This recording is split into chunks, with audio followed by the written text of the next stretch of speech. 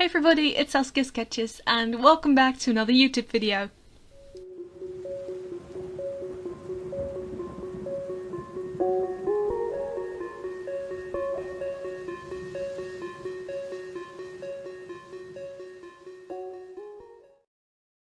Today's video is the part 2 and final part of the video that I released last week, so if you haven't seen that one, I recommend you go check that out. I'll have a link in the description.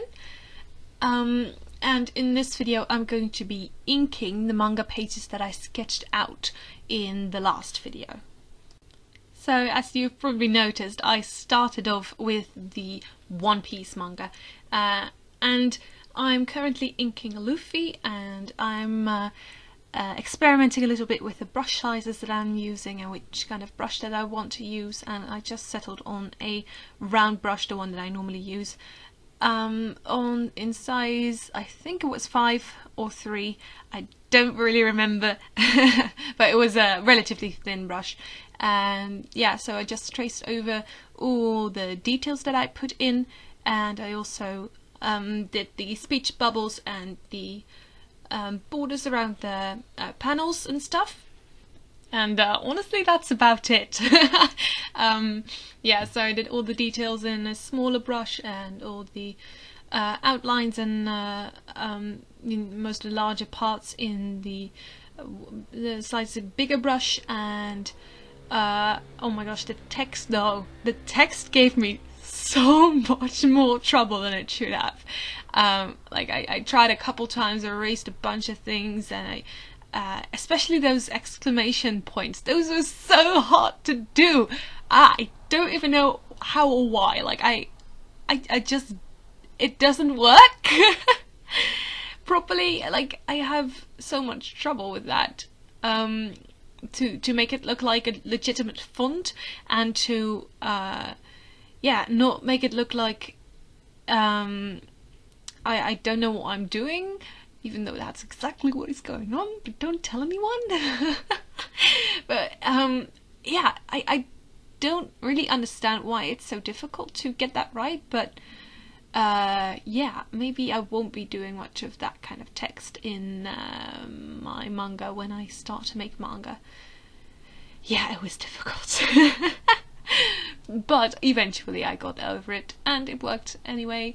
Yeah, and that is, honestly, that's about it.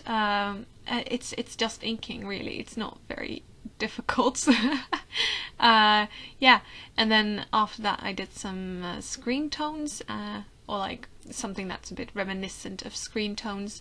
Like I got some brushes, some textured brushes, and I did some backgrounds and some shading and stuff, and I took a while before I figured out how that worked as well, so you'll probably see that.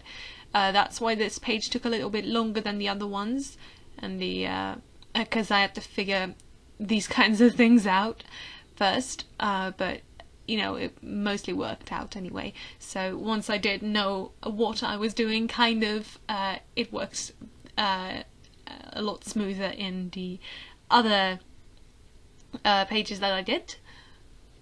And I also did some black fills, and you'll see that in a bit, I suppose. Yeah, that really did make it look a lot better.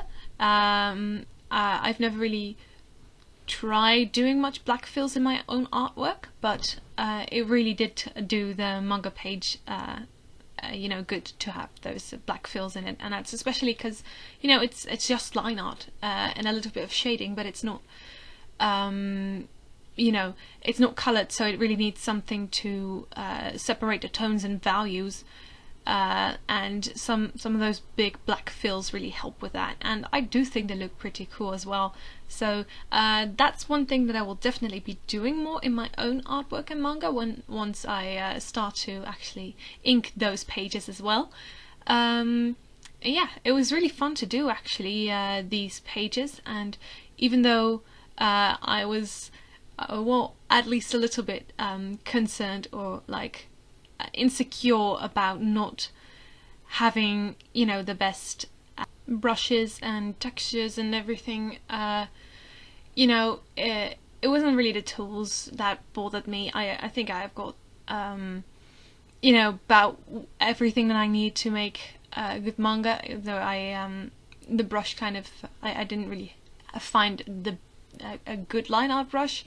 Like the shading brushes were pretty cool and they worked a lot better than I expected, but yeah, I was a little bit insecure about my my art style and the way that I draw, because, you know, obviously that's going to be a thing if you're going to directly compare yourself and your work to somebody else. Like if you're doing a redraw of somebody else's work, you're always going to you know, especially if it's somebody who is really, really good at art, like Eiichiro Oda, or like the people that drew the Black Butler manga, or, you know, and a lot of work goes into those manga, and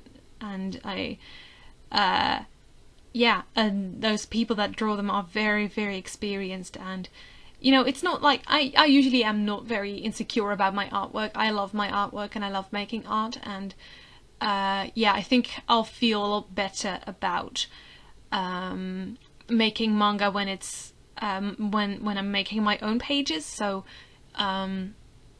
yeah, because there's no direct comparison involved.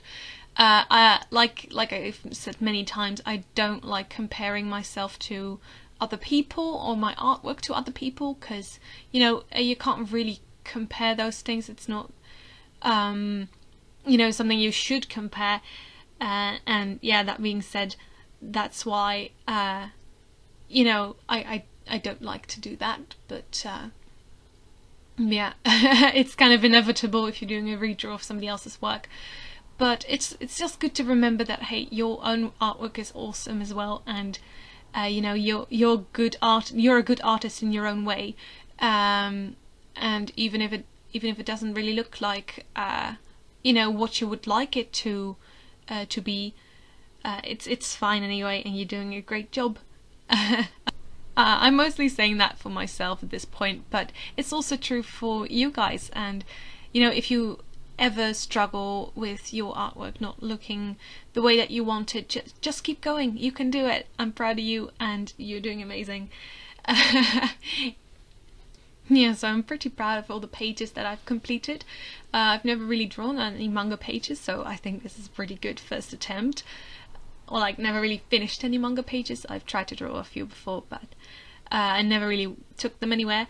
But I'm really proud of the way these came out, and especially the Metabots one. I think that one looked really, really good, and I'm so proud of the way that one turned out. But the one that I spent most time on, naturally, was the Black Butler page, because there was just so much detail. Oh my gosh, I didn't even draw all the detail that they had in the original manga page. Like, I skipped over some of them because I was like, nope, that's way too much, it's overwhelming, and I don't want to deal with that. But I still left in a lot of detail. I didn't really try to mimic the style, I just tried to do it in my own style for the most part. I don't really like how most of Lizzie's expressions came out, but, you know, I tried. It's a lot easier inking your own characters and your own artwork than it is to, you know, ink another one that isn't really yours, or like try to mimic, especially their clothing. That was difficult, but yeah, I think I managed. I think I did all right. And yeah, I do like the way it looks as well. Especially the ring. I think the ring turned out quite nicely, and the shading was pretty fun to do on this this one as well. It just took a lot longer than the other pages, and yeah, I definitely had the most fun doing the Metabots page, because like I mentioned in the last video, that's the one that is closest to the way I would lay out my panels, and that's also the one that I took most creative liberty with. And also, I am pretty familiar with the Phantom Renegade. I've drawn him like 1,000 times already, so I know what he looks like and I know how to ink him and stuff. So yeah, that was pretty fun to do, and mostly because it just yeah, represented me more and the way that I like to draw. it was closer to my own art style and the way that I would draw manga, I think. So yeah, I have a lot of appreciation for the Black Butler manga and the One Piece manga as well, and all the other manga that I enjoy, but it's just not, I think I don't want to make a manga with so much detail in it. Like I wanted to redraw a Death Note page as well, but it was just so overwhelming because there's just so much detail involved and so much you know, so much detail, basically, so many little things that they put in, and which I love to look at. I find it so visually pleasing, but it's just not something that I would ever draw myself. So yeah, that's why I didn't want to you know, redraw those. Like I have so much appreciation for it, but it's just not for me. If I were to draw a manga page, it would be much more like the Metabots one that I redrew. Yeah, and not to say that there wasn't any detail in that one, but it was more manageable. It was more like the detail that, or like the amount of detail that I normally put into my pieces, and because I normally don't add that much detail as they did in the Black Butler manga or in the Death Note manga. Yeah, I'm just not. I'm a fan to look at it, but if I have to do it myself, it's just too much. It's just too tedious and too overwhelming, basically. Especially to keep track of them all. I can't imagine what that's like. But yeah, this is the page that I had the most fun with, and that's not just because, you know, I really like the Phantom Renegade character, as you all probably know, but it was because of the layout, I think, and, you know, also because I got to draw the Phantom Renegade like 3 times, so that was fun.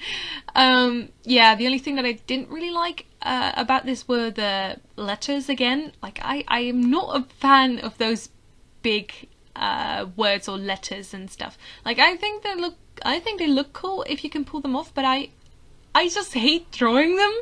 Like it's much easier to do it traditionally, but if you have to do it digitally, you have to make sure everything is lined up and stuff, and I don't like that. It's just too much of a hassle.